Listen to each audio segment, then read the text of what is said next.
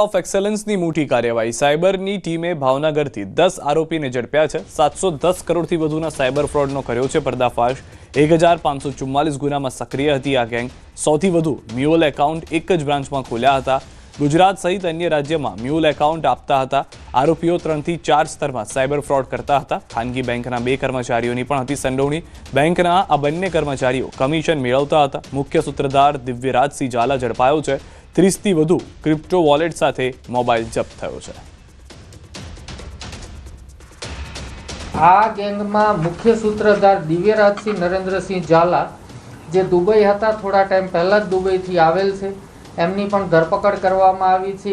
એ વ્યક્તિ છે જે ચાઇનીઝ બોસીસ પાસેથી વોલેટ લઈ અને અહીંયા પૂરા પાડતો હતો ને એ પ્રમાણે પૈસા ટ્રાન્સફર થતા હતા, જેમાં એનું પણ પોતાનું કમિશન રહેતું। આમ આ આખી ગેંગ આ રીતે કાર્યરત હતી। 14 જેટલા મોબાઈલ રિકવર કરવામાં આવ્યા છે અને આશરે આરોપીઓ પાસેથી 30 થી વધુ ક્રિપ્ટો વોલેટ મેળવવામાં સાયબર સેન્ટર ઓફ એક્સેલન્સની ટીમને સફળતા મળેલી છે। 26.66 કરોડની ઠગાઈ। રાજકોટની સાયબર ફ્રોડની ગેંગ પણ ઝડપાઈ। ફરિયાદીને રોકાણના નામે 26 કરોડનું ફ્રોડ કર્યું હતું। પહેલા $500 રોકાણ સામે નફો અપાવ્યો, લાલચ આપી 26 કરોડનું રોકાણ કરાવ્યું। રાજકોટના કેસમાં કુલ 7 આરોપીઓ ઝડપાયા। આ ગેંગ કમિશનની લાલચ આપી જાળમાં ફસાવતા મુખ્ય સૂત્રધાર અમન નામના આરોપીની પણ અટકાયત। કે આરોપીઓએ ફાઇનલ 2 વેબ પેજની લિંક્સ ક્રિએટ કરેલી હતી।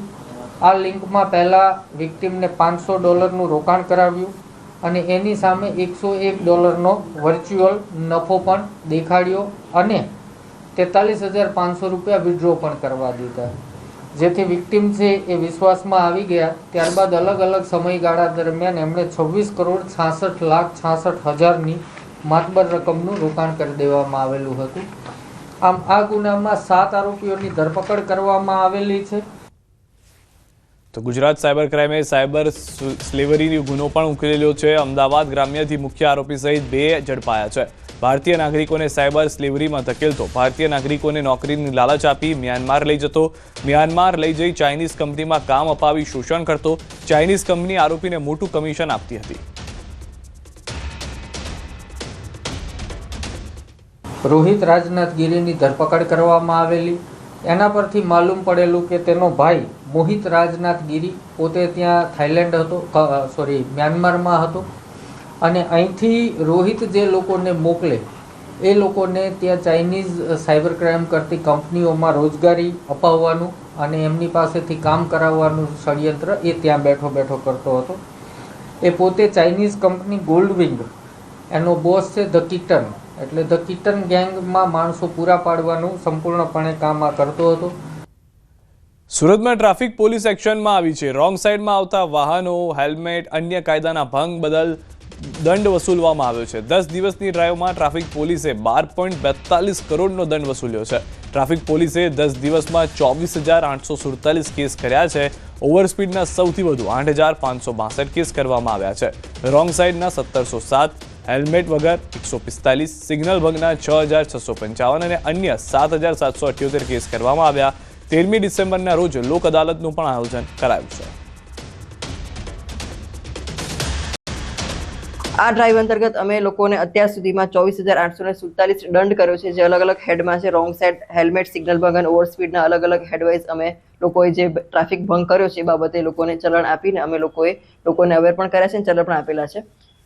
આગામી 13 તારીખે લોક અદાલત આવી રહી છે અને જેમાં વધુમાં વધુ લોકો લોક અદાલતમાં આવી અને પોતાનો દંડ ભરી શકે એની માટે પણ અમે લોકોને અપીલ કરીએ છીએ। લાઇટવેટ જ્વેલરીની ડિમાન્ડ વધી છે। લગ્નસ્તરા સિઝનને લઈને લાઇટવેટ જ્વેલરીની ડિમાન્ડ વધી 18 અને 9 કેરેટની ડિમાન્ડ પણ એટલી જ છે। જ્વેલરી દેખાવામાં મોટી અને હલકી લાગી રહી છે। સોનાના ભાવ કરતાં પ્લેટિનિયમ અડધા ભાવે મળી રહ્યું છે। સિલ્વર જ્વેલરીની પણ એટલી જ ડિમાન્ડ જોવા મળી રહી છે। જ્યારે પણ રેટ વધે ત્યારે કસ્ટમર કોઈને કોઈ અલ્ટરનેટિવ ઢૂંઢતું હોય છે। તો જ્યારે અલ્ટરનેટિવ ગોતાય છે ત્યારે સિલ્વર, પ્લેટિનિયમ અત્યારે સોના કરતાં અડધા ભાવમાં છે। તો આપણે કહી શકાય કે કસ્ટમરને પ્લેટિનિયમ જ્વેલરી પણ અત્યારે એટલી પ્રિફર કરે છે કે પહેલાં જે વ્હાઇટ ગોલ્ડ ચાલતું હતું એની જગ્યાએ લોકો પ્લેટિનિયમ જ્વેલરીની ડિમાન્ડ કરી અને પ્લેટિનિયમ જ્વેલરી લગભગ અડધા ભાવમાં એ લોકોને પડતી હોય છે। એટલે સોનાના વધતા ભાવની સામે આ જે 2-3 અલ્ટરનેટિવ છે કે એક તો light weight jewellery, platinum jewellery, silver jewellery, તો આ બધાનો ઉપયોગ કરીને કસ્ટમર અત્યારે અભિયાન અંતર્ગત ક્રાઇમ બ્રાન્ચ એલર્ટ છે. સુરત ક્રાઇમ બ્રાન્ચની વધુ એક મોટી કાર્યવાહી. હિમાચલના કસોલથી ચરસ લાવી રહેલા સુરતના 3 યુવકો ઝડપાયા છે. કારમાંથી 137 ગ્રામ ચરસ, 5 મોબાઈલ સહિત ₹7.14 લાખનો મુદ્દામાલ કબજે કર્યો. અનુપ બિસ્ટ, મયંક પટેલ અને જીગર વાંકાવાલા પકડાયા છે. ઓલપાડ જહાંગીરપુરા બ્રિજ નજીક પોલીસની કાર્યવાહી. આ બાતમી આધારે ક્રાઇમ બ્રાન્ચની ટીમ દ્વારા ઓલપાડથી જે જહાંગીરપુરાવાળો બ્રિજ છે ત્યાં આગળ નાકાબંધી કરવામાં આવી હતી અને જે શંકાસ્પદ વાહન અને માણસો હતા એક સ્કોડા ગાડીને રોકવામાં આવી હતી. એમાંથી અનુપ બિસ્ત, મયંક પટેલ અને જીગર વાંકાવાલા મળી આવ્યા હતા. આ ત્રણેયના પોઝેશનમાંથી અંદાજે 130 ગ્રામ કરતાં 137 ગ્રામ જેટલું હાઈ ક્વોલિટી ચરસ, જેને મલાલા ક્રીમ તરીકે પણ ઓળખવામાં આવે છે, એ કબજે લેવામાં આવ્યું હતું. તો no drugs in Surat city અભિયાન ચાલી રહ્યું છે ત્યારે આ લોકો પકડાયા છે. હજુ વધુ પૂછપરછ કરવામાં આવી રહી છે. કેટલા લોકો આ સમગ્ર રેકેટમાં હતા તેને લઈને પણ તપાસ થઈ રહી છે. તો વરાછામાં મોબાઈલ ચોરને મેથી પાક ચખાડવામાં આવ્યો. મહિલાએ જાહેરમાં માર માર્યો. મહિલાનો મોબાઈલ ચોરી યુવાન ભાગી રહ્યો હતો. સ્થાનિક લોકોએ મોબાઈલમાં વિડીયો બનાવ્યો. હાલ વિડીયો સોશિયલ મીડિયામાં વાયરલ થઈ રહ્યો છે.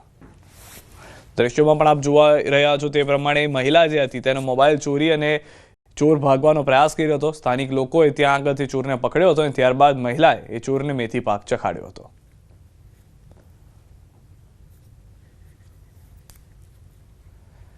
બનાસકાંઠામાં તસ્કરોનો તરખાટ. પાલનપુરમાં મેડિકલની દુકાનને બનાવી નિશાન. પાલનપુરના પંચરત્ન શોપિંગમાં તસ્કરો ત્રાટક્યા. મેડિકલની હોલસેલ દુકાનમાં ચોરે હાથ ફેરો કર્યો હતો. દુકાનનું તાળું તોડી ચોરી કરી ફરાર થઈ ગયો. ચોરી કરવા આવેલો શખ્સ દુકાનમાં લાગેલા સીસીટીવીમાં કેદ થયો. તો દ્રશ્યોથી સ્પષ્ટ જોવા મળી રહ્યું છે કે મેડિકલની દુકાનની કઈ રીતે નિશાન બનાવવામાં આવી રહી છે. મોંઘીદાટ દવાઓની પણ ચોરી થઈ હોવાની પ્રાથમિક જાણકારી મળી રહી છે. તસ્કરોનું જે તરખાટ છે તે સતત વધી રહ્યો છે.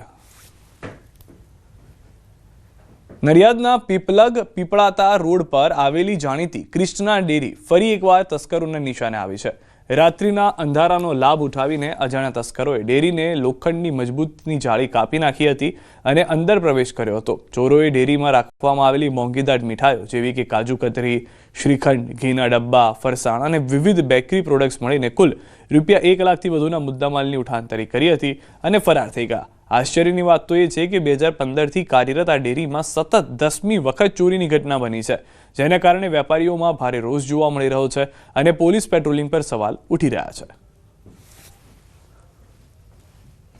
અમારી ડેરી 2015માં મેં ઓપન કરી હતી. આ 2025 ચાલે છે. 10 વર્ષની અંદર મારા ત્યાં 10 વાર ચોરી થઈ ને 10 વાર મેં પોલીસ ડિપાર્ટમેન્ટમાં જાણ કરી છે. મારું રૂરલ વિસ્તાર લાગે છે, રૂરલ પોલીસ સ્ટેશન લાગે છે.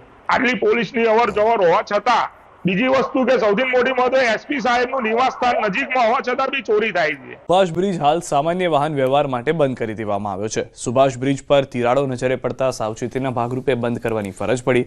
પરિણામે શહેરના વાડજ સર્કલ પર ટ્રાફિક જામના દ્રશ્યો જોવા મળે છે.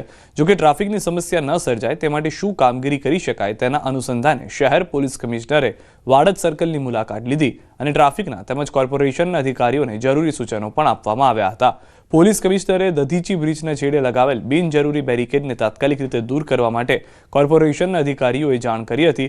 તો બીજી તરફ ટ્રાફિક વિભાગમાં જરૂરી મહેકમ પૂર્ણ થાય તે માટે તાત્કાલિક અસરથી 250 જેટલા પોલીસ કર્મચારીઓને ટ્રાફિકમાં બદલી કરવા માટે પણ નિર્ણય કરવામાં આવ્યો છે.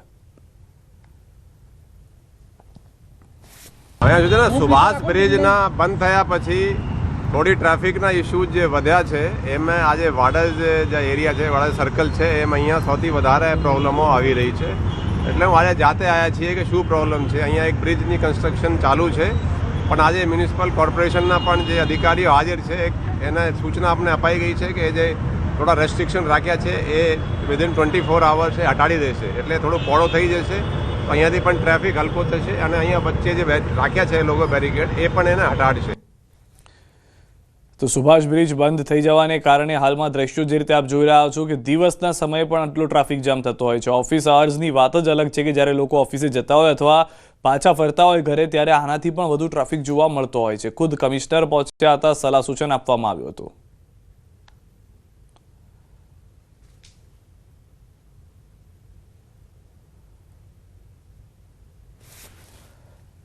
વડોદરાનો છાણી બાજવા રોડ બિસ્માર હાલતમાં હોવાથી સ્થાનિકો દ્વારા વિરોધ કરવામાં આવ્યો. છેલ્લા 40 વર્ષથી સ્થાનિકો રોડ બનાવવાની માંગ કરી રહ્યા છે, પરંતુ તેમની રજૂઆતો સાંભળવામાં આવતી ન હોવાથી અંતે નાગરિકોએ ચક્કાજામ કરી વિરોધ નોંધાવ્યો. નાગરિકોએ ડામરના બદલે આરસીસી રોડ બનાવવા માંગ કરી છે. વિરોધને જોતા પોલીસ સ્થળ પર દોડી આવી હતી, તેમજ બાજવા ગામના સરપંચ અને ડેપ્યુટી સરપંચ પણ દોડી આવ્યા અને ગ્રામજનોને થોડાક જ સમયમાં રોડનું કામ શરૂ થશે તેવું આશ્વાસન આપ્યું. જોકે ગ્રામજનોનું કહેવું છે કે તેઓએ ધારાસભ્ય, કોર્પોરેટર, સરપંચને અનેકવાર રોડ બનાવવા રજૂઆત કરી છે, છતાં તેમની રજૂઆતો ન સાંભળતા અંતે વિરોધ કરવો પડ્યો છે.